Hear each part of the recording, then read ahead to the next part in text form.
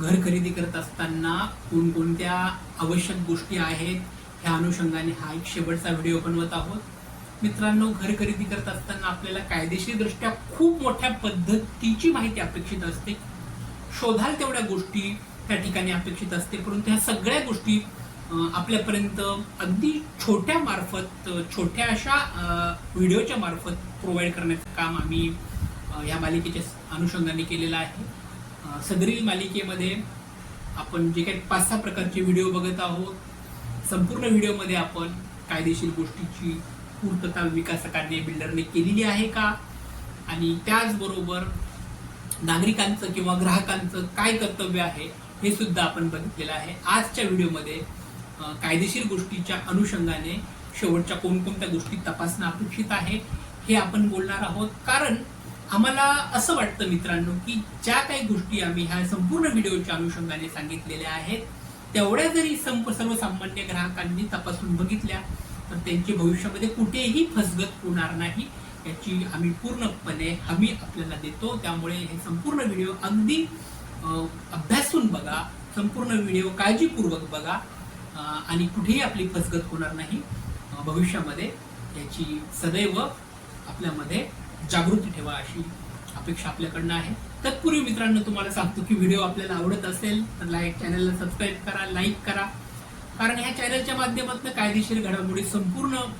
मुफ्त पद्धतीने आपल्यापर्यंत येणार आहेत। मित्रांनो, आता मुळामध्ये कोणत्या गोष्टी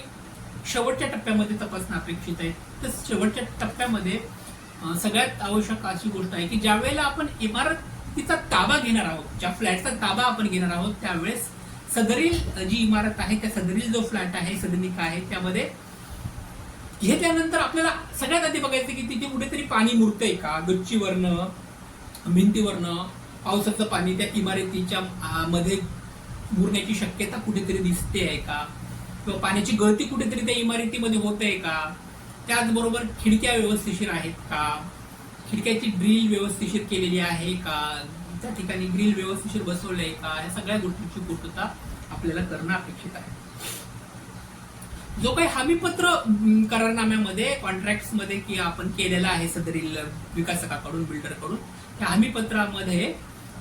जर गळती झाली असेल तर ते गळतीचा खर्च जो आहे तो स्वखर्चाने करण्यात आलेला असेल तर ते सुद्धा तपासून बघितलं पाहिजे। म्हणजे ज्या वेळेला आपण एखाद्या विकासकाबरोबर तो कॉन्ट्रॅक्ट करत आहोत, किंबहुना ज्याला आपण असं कायदेशीर भाषेमध्ये म्हणूयात की ते घर खरेदी करत असताना जे डीड आपण बनवत आहोत त्या डीडमध्ये कोणत्या गोष्टी अपेक्षित आहे, त्या डीडमध्ये सगळ्यात महत्वाची गोष्ट आहे की जर भविष्यामध्ये किंबहुना ज्यावेळेस ताबा आपण घेतलाय त्या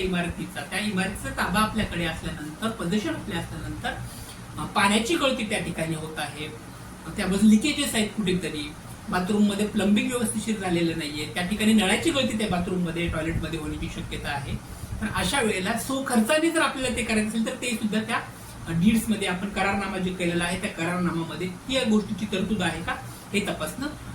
त्या ठिकाणी घेतलं पाहिजे। त्यानंतर मित्रांनो, अत्यंत महत्वाची गोष्ट की ज्या वेळेला बिल्डर सोबत विकासकाकडनं किंवा बिल्डरकडनं आपण एक सदनिका खरेदी करत असतो, ती सदनिका खरेदीवेळी पुरावा म्हणून आपण धनादेश ज्याला आपण चेक म्हणतो, ते चेकच्या रकमा आपण अदा केलेल्या असतात की चेकने शक्यतो रकमा त्या ठिकाणी जी काही अमाऊंट आपण देतो ती चेकने देण्यात यावी, कारण तो पुरावा म्हणून आपल्यासोबत सदैव ठेवता येत असतो। त्याचबरोबर ज्या रकमा आपण दिलेल्या आहेत त्या संदर्भातील पावत्या सुद्धा वेळेच्या वेळी त्या बिल्डरकडून घेणे अपेक्षित आहे, आणि जी पावत्या आपण बिल्डरकडून जी धनादेश दिलेला आहे, जो चेक दिलेला आहे, त्या पावतीवरती आपण त्या इमारतीमध्ये जे सदनिका खरेदी करतो आहोत त्या सदनिकेचा क्रमांक त्या ठिकाणी असणं अत्यंत अपेक्षित आहे। मित्रांनो, बऱ्याच वेळेला मोठा हाऊसिंग सोसायटी असेल तर त्यामध्ये ABCD ची विंग्स त्या ठिकाणी असतात, आणि ABCD विंग मध्ये आपण जर फॉर एक्झाम्पल बी विंग मध्ये 718 नंबरचे फ्लॅट आपण खरेदी केला असेल आणि त्या ठिकाणी ती नोंद असेल तर विकासक आपल्याला बऱ्याच वेळेस डी विंग मध्ये, ई विंग मध्ये त्याच पद्धतीचा फ्लॅट जर देत असेल तर ते सुद्धा चुकीचं असतं। त्यामुळे आपण त्या पावतीवरती त्या फ्लॅटची, त्या सदनिकेची नोंद आहे का हे सुद्धा तपासणं अत्यंत आवश्यक आहे मित्रांनो, की जर त्या पावतीवरती ह्या सगळ्या गोष्टीची नोंद आपल्याला दिसत आली तर आपली फसगत होणार नाही, कारण यावेळेला अगदी छोटी गोष्ट आहे परंतु या बारकाव्याकडे आपण लक्ष देणं अपेक्षित आहे की ह्या बारकाव्याकडे जर आपण लक्ष दिलं नाही तर आपली भविष्यामध्ये फसगत होणं अपेक्षित आहे मित्रांनो। त्यामुळे ए विंग मध्ये खरेदी करायचं असेल, बी विंग मध्ये आपल्याला फ्लॅट खरेदी करायचं असेल, कोणत्याही विंग मध्ये फ्लॅट खरेदी करायचा असेल तर त्या विंग मधला मजला आणि त्या असणाऱ्या आपल्या सदनिकाचा जो क्रमांक आहे तो सदनिकाचा क्रमांक आपल्या पावतीमध्ये मेन्शन केलेला असावा आणि तो व्यवहार धनादेशाने चेकने झालेला असावा.